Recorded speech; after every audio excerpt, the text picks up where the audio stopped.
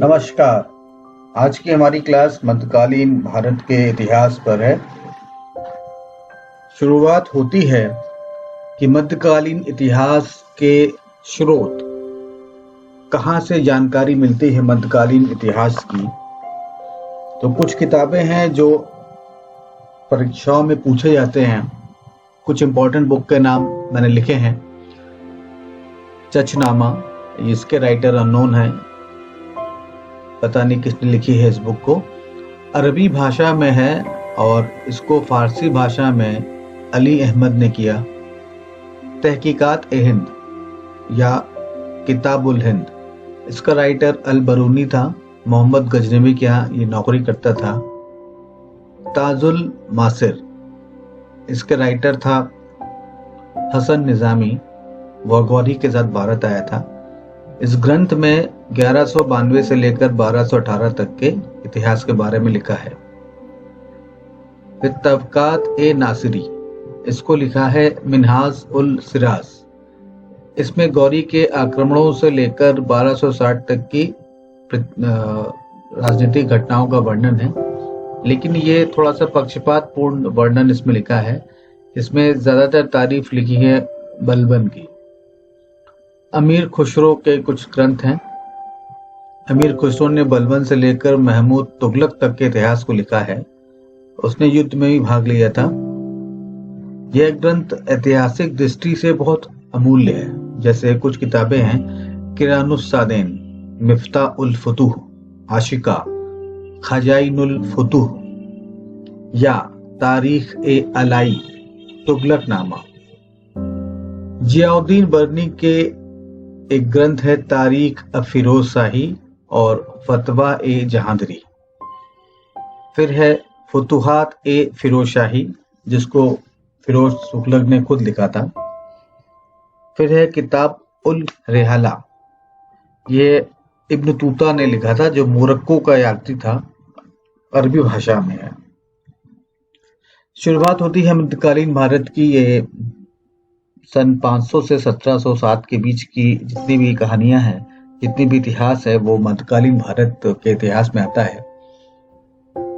सन 570 में हजरत मोहम्मद का जन्म हुआ और लगभग 632 ईस्वी में जब उनकी मृत्यु हुई तो 6 साल के अंदर ही उनके जो उत्तराधिकारी थे उन्होंने सीरिया, मिस्र, उत्तरी अफ्रीका, स्पेन, ईरान को जीत लिया। और इसी समय खलीफा साम्राज्य फ्रांस के एक जगह है लायर, फ्रांस के लायर से लेकर आक्सस और काबुल नदी तक फैल गया। और इसी विजय अभियान से जब अरब के लोग बड़े जोश में थे तो सोचा कि भारत पे हमला किया जाए। उन्होंने कई हमले किए। शुरुआत में जल से किए, थल से किए, दोनों मार्ग का उपयोग किया, बहुत धावे बोले। लेकिन अगर हम पढ़े तो उसको 712 तक उन्हें कोई बहुत ज्यादा सफलता नहीं मिली। तो मध्यकालीन भारत में यह समय था जब भारत में सूफी आंदोलन की शुरुआत हुई 712 के बाद। इस्लाम के 4 प्रमुख खलीफा हैं, उनके नाम नोट कर लीजिए। अबू बकर, उमर, उस्मान, अली। इन चारों के बारे में डिटेल में एक अलग वीडियो में बताऊंगा। भारत में अरबों का पहला आक्रमण 712 ईस्वी में हुआ लगभग, जब अरबों ने सिंध पर आक्रमण करना शुरू किया। और अरब में ही हज्जाज नाम के जो वहाँ पे बड़े इंपॉर्टेंट आदमी थे, उनके भतीजे और दामाद मोहम्मद बिन कासिम ने, जब उसकी उम्र 17 साल की थी, उसने देवल, नेरून, सिविस्तान, सिंध, बहमनाबाद को ब्राह्मणाबाद भी कहते हैं, बहमनाबाद, आलोद को जीत लिया। ये 711 से 715 के बीच का समय है। फिर देवल विजय, 711 में देवल पर आक्रमण कर दिया। दाहिर वहां का राजा था। फिर नेहुन विजय। नेहुन वर्तमान में पाकिस्तान के हैदराबाद में है। देवल के बाद मोहम्मद बिन कासिम ने नेहुन की ओर जब बढ़ा तो दाहिर ने नेहुन की रक्षा का दायित्व एक पुरोहित को सौंपकर अपने बेटे जयसिंह को ब्राह्मणाबाद बुला लिया। नेउन में बहुत बहुत ज्यादा रहते थे। उन्होंने मोहम्मद बिन कासिम का स्वागत किया। ध्यान रखिए, नेउन में बौद्ध धर्म को मानने वाले बहुत लोग रहते थे और उन्होंने मोहम्मद बिन कासिम का स्वागत किया। इस प्रकार नेउन विजय जो थी वो बिना लड़े ही मोहम्मद बिन कासिम जीत गया। फिर आता है सेवान विजय। सेवान विजय जिसको सिविस्तान भी कहते हैं। नेउन के बाद मोहम्मद बिन कासिम सिविस्तान की ओर बढ़ा। इस समय वहां शासक था माजरा नाम का, माजरा। इससे बिना युद्ध किए ही नगद छोड़ दिया और सेवान भी जीत लिया। उसके बाद सीसम के जाटों पर विजय। ये टॉपिक है, मतलब कि सेवान के बाद मोहम्मद बिन कासिम, सीसम एक जगह का नाम था, सीसम में जाटों का राज था, उसने आक्रमण किया। माजरा जो था वो वहीं पे मार डाला गया। जाटों ने मोहम्मद बिन कासिम से हार स्वीकार कर ली। उसके बाद सीसम विजय के बाद कासिम राओर की तरफ बढ़ा।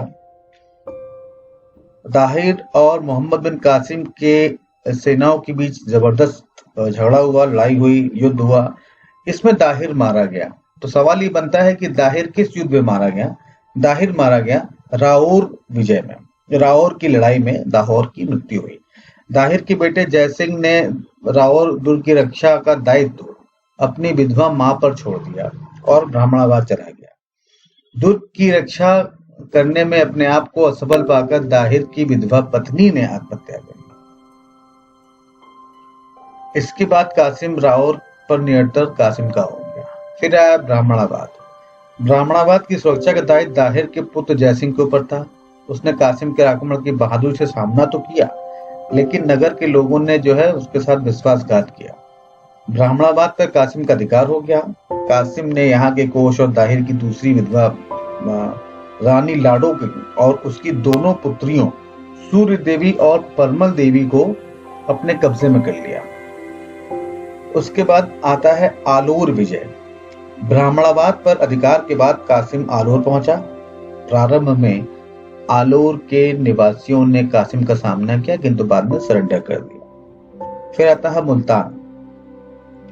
मुल्तान विजय। आलोर के बाद कासिम जब मुल्तान पहुंचा तो आंतरिक कलह पहले से मुल्तान में थी, तो कासिम को बहुत ज्यादा मेहनत नहीं करनी पड़ी और वो बिना ज्यादा युद्ध किए मुल्तान जीत गया। और जीता कैसे? ये एक ऐतिहासिक प्रश्न है कि वहां के निवासियों ने मुल्तान में जो पानी का जो स्रोत हुआ करता था, जिसे वाटर सप्लाई कहते हैं, तो वहां की जानकारी दुर्ग के निवासियों ने दे दी। तो दुर्ग के निवासियों के द्वारा ये जानकारी दिए जाने पर पानी जब बंद कर दिया गया तो दुर्ग के सैनिकों ने सरेंडर कर दिया और उसको मुल्तान से इतना ज्यादा पैसा मिला कि उसने मुल्तान का नाम स्वर्ण नगर रख दिया। तो देखिए इसमें सवाल कैसे बनते हैं कि दाहिर की मृत्यु किस युद्ध में हुई और दूसरा स्वर्ण नगर नाम जो है वो किस विजय के बाद दिया गया? तो मुल्तान को दिया गया। और फिर 1714 में हज्जाज की ओर से मोहम्मद बिन कासिम को बुला लिया गया और 1715 में खलीफा की मृत्यु हो गई। उसके बाद मोहम्मद बिन कासिम को भी वापस बुला लिया गया। उसके बाद मोहम्मद बिन कासिम की वहां पे हत्या कर दी गई।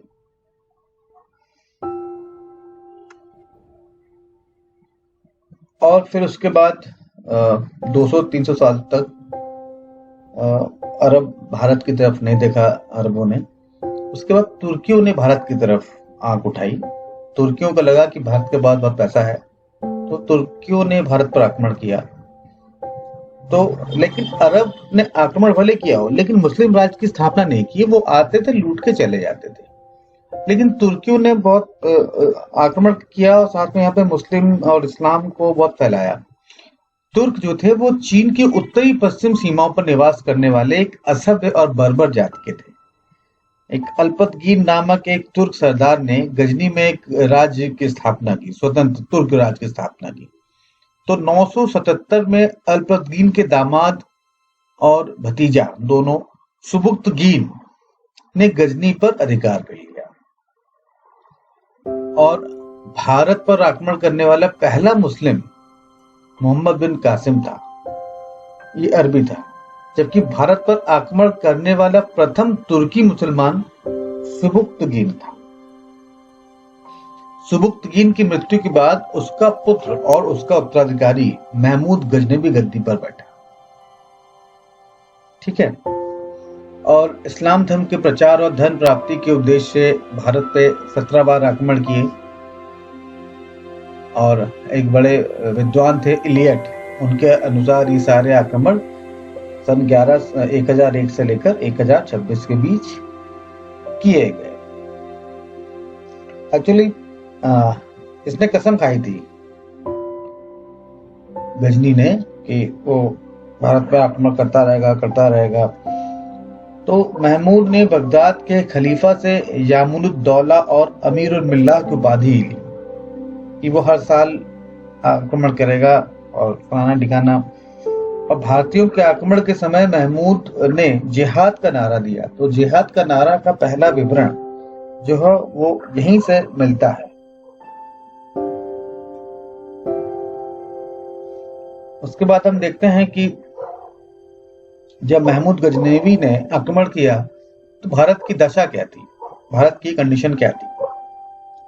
देखिए, 10वीं शताब्दी के अंत तक भारत अपनी जो बाहरी सुरक्षा है वो खो चुका था। अफगानिस्तान खो चुका था, जाबुलिस्तान खो चुका था, काबुलिस्तान खो चुका था। तो इससे क्या हुआ कि इस मार्ग पे सीधे आक्रमण करते थे जो आक्रमणकारी थे। और भारत में राजपूत राजाओं का शासन था, लेकिन आपस में बड़े झगड़े थे।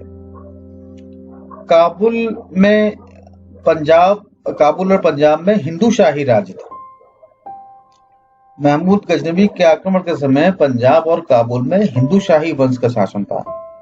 वह राज्य चिनाब नदी के हिंदू कुश तक फैला हुआ है। इस राज्य के स्वामी ब्राह्मण राजवंश के शहिया या हिंदू शाह थे। इसकी राजधानी उद्दांडपुर थी। महमूद गजनवी के आक्रमण के समय यहाँ का शासक जयपाल था।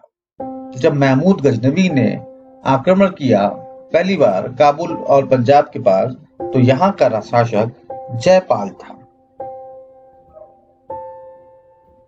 फिर मुल्तान की बात करते हैं। मुल्तान हिंदू शाही राज्य के थोड़ा साउथ में है और यहाँ का शासक शासन जो है वो शिया मुसलमानों के हाथ में था। तो महमूद गजनवी के आक्रमण के समय यहाँ का शासक फतेह दाऊद था। फतेह दाऊद। मुल्तान का था फतेह दाऊद, काबुल का था जयपाल। अब आते हैं सिंध में। अच्छा, सिंध में क्या था, पहले से आक्रमण होते रहे हैं। तो अरबों के आक्रमण के समय से ही सिंध पर ऑलरेडी इनका आधिपत्य था। तो महमूद गजनवी के आक्रमण के समय सिंध प्रांत में अरबों का शासन था। अरब कौन, जो इसके पहले जिसका विवरण किया दिया गया है। फिर आते हैं कश्मीर का लोहार वंश। महमूद गजनवी के राजा बनते ही कश्मीर की शासिका रानी दिद्दा थी। तो 1003 में दिद्दा की मृत्यु के बाद संग्राम राज गद्दी पर बैठा। उसने लोहार वंश की स्थापना की। कश्मीर में लोहार वंश की स्थापना दिद्दा की मृत्यु के बाद संग्राम राज ने की। फिर आते हैं हम कन्नौज के प्रतिहार पर। कन्नौज में उस समय प्रतिहार वंश का शासन था। प्रतिहारों की राजधानी कन्नौज थी। सबसे पहले बंगाल के राजा धर्मपाल ने इस नगर पर आक्रमण किया और कुछ वर्षों तक शासन किया। महमूद गजनवी के आक्रमण जो 1018 के आसपास था, उस समय यहाँ का शासक राज्यपाल था। राज्यपाल नाम है, ठीक है। उसकी राजधानी कन्नौज को बारी में उसने ट्रांसफर कर लिया। उसने राजधानी कन्नौज को बारी में शिफ्ट कर लिया। फिर आते हैं हम बंगाल के पाल वंश में। पाल वंश था बंगाल में जब गजनवी ने आक्रमण किया।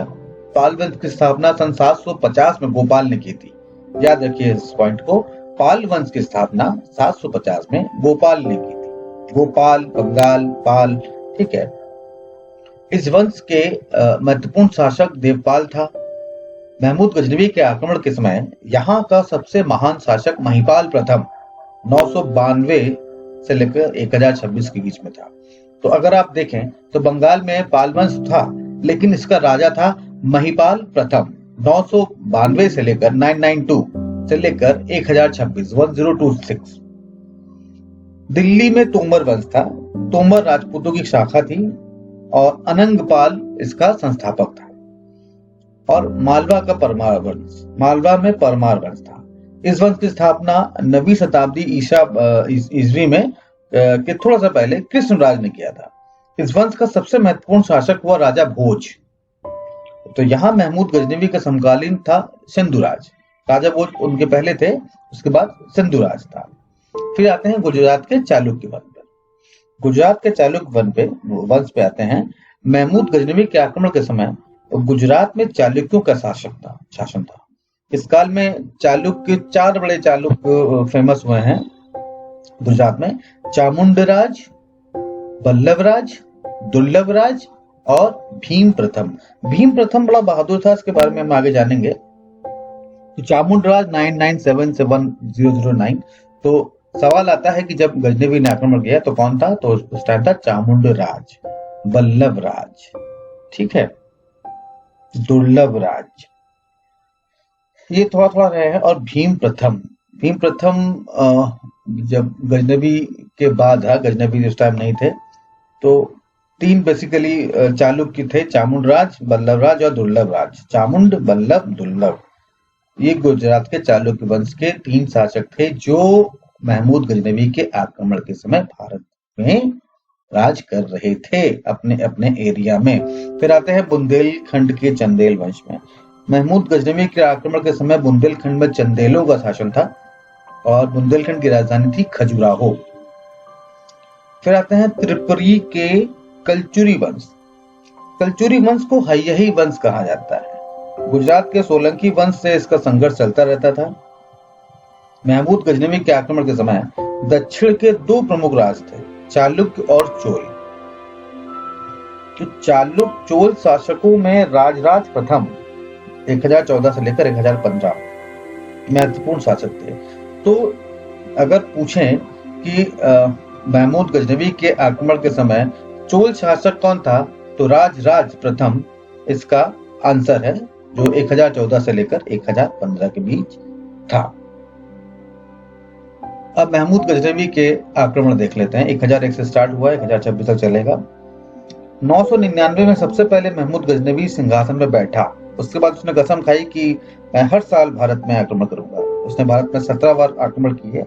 हालांकि स्पष्ट नहीं है, लेकिन हेनरी इलियट ये तो कहते हैं कि 17 बार आक्रमण हुआ। पहला आक्रमण 1001 ईस्वी में हुआ। पहला आक्रमण ये भारत के समीपवर्ती नगरों पर किया, तो ज्यादा विशेष सफलता नहीं मिली। दूसरा आक्रमण 1001 से 1002 में के बीच में किया। इसमें महमूद गजनवी ने सीमांत प्रदेशों के शासक जयपाल के विरुद्ध युद्ध किया, ठीक है। और तीसरा आक्रमण उसने 1004 में किया। उच्च के शासक वाजिरा को दंडित करने के लिए आक्रमण किया। महमूद के भय के कारण वाजिरा सिंधु नदी किनारे जंगल में शरण लेकर भागा और आत्महत्या कर ली। चौथा आक्रमण 1005 में हुआ। महमूद गजनवी ने मुल्तान के शासक दाऊद के विरुद्ध मार्च किया, युद्ध किया। पांचवा आक्रमण 1007 में हुआ। पंजाब के ओहिंद पर मोहम्मद गजनवी ने जयपाल के पौत्र सुखपाल को नियुक्त किया था, हालांकि क्योंकि पहले उसे हरा चुका था। छठा आक्रमण 1008 के बीच में 8 में हुआ। 1008 में इसने अभियान के अंतर्गत आनंदपाल को पराजित किया। सातवां आक्रमण 1009 में मोहम्मद गजनवी ने अलवर राज्य में विजय प्राप्त की। 7वें में अलवर, 8वें में 1010 में मुल्तान पर था, दाऊद को पराजित कर दिया उसने। 9वां आक्रमण 1013 में महमूद गजनवी के ने थानेश्वर में आक्रमण किया। 10वां आक्रमण 1013 में नंद शाह पर उसने आक्रमण किया। नंद शाह यानी कि आप उसको मानिए कि हिंदू शाही का शासक था आनंदपाल। तो नंद शाह को उसने अपनी राजधानी बनाया। तो नंद शाह एक जगह का नाम था, यहाँ का शासक त्रिलोचन पाल था। त्रिलोचन पाल वहां से भागकर कश्मीर में भाग गया। अब आते हैं 11वें आक्रमण में। 11वां आक्रमण 1015 में हुआ। भीमपाल के विरुद्ध था, जो कश्मीर पर शासन कर रहा था। भीमपाल हार गया। 12वां आक्रमण 1018 में हुआ जो कन्नौज पे किया गया। 13वां आक्रमण 1020 में बारी, बुंदेलखंड, किरात और लोहघाट आदि को जीत लिया। 14वां आक्रमण देखिए धीरे धीरे इसकी ताकत बढ़ती जा रही है। 14वां आक्रमण ग्वालियर और कालिंजर पे आक्रमण किया। देखिए कैसे कैसे वो इंडिया के बीच में घुसता जा रहा है। 15वां आक्रमण 1024 में जैसलमेर, गुजरात, चिकलोदर जो गुजरात में है, लोदुर्ग जो जैसलमेर के पास है, अहलेवाड़ जो गुजरात में है। 16वां आक्रमण 1025 में सोमनाथ को निशाना बनाया और सोमनाथ यानी गुजरात। 17वां आक्रमण 1027 में महमूद गजनी का आखिरी आक्रमण था। ये सिंध और मुल्तान के बीच जाटों के बीच का युद्ध था। इसमें जाट पराजित हुए। अब महमूद गजनवी पे नजर डाला जाए तो महमूद गजनवी का जो मेन उद्देश्य था वो था पैसों की प्राप्ति करना। तो मूर्ति भंजक आक्रमणकारी था, मूर्ति को देखते तोड़ देता था। महमूद की सेना में हिंदू भी थे, मुस्लिम भी थे। महमूद गजनवी जो था वो मेरिट देखकर अपने आप भर्ती करता था। वो हिस्टोरियन भी था, मैथमेटिशियन भी अच्छा था, भूगोलवेत्ता भी था।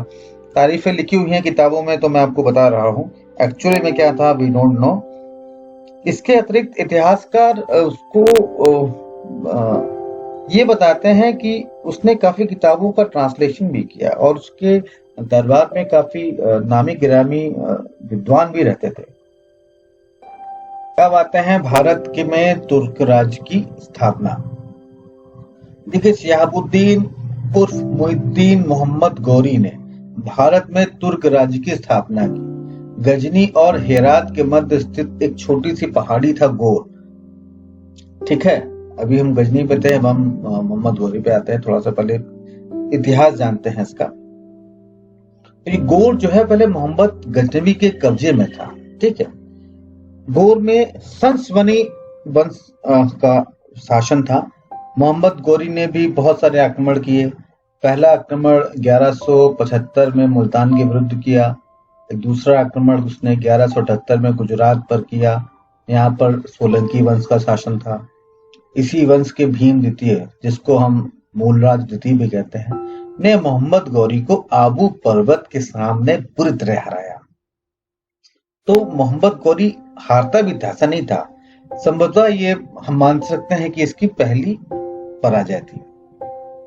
इसके बाद 1179 से 86 के बीच उसने पंजाब पर आक्रमण किया और विजय प्राप्त की। 1179 में पेशावर को और 1185 में सियालकोट को जीता। देखिए अभी धीरे इंडिया में घुस रहा है, वो अच्छी तरह से घुस चुका है।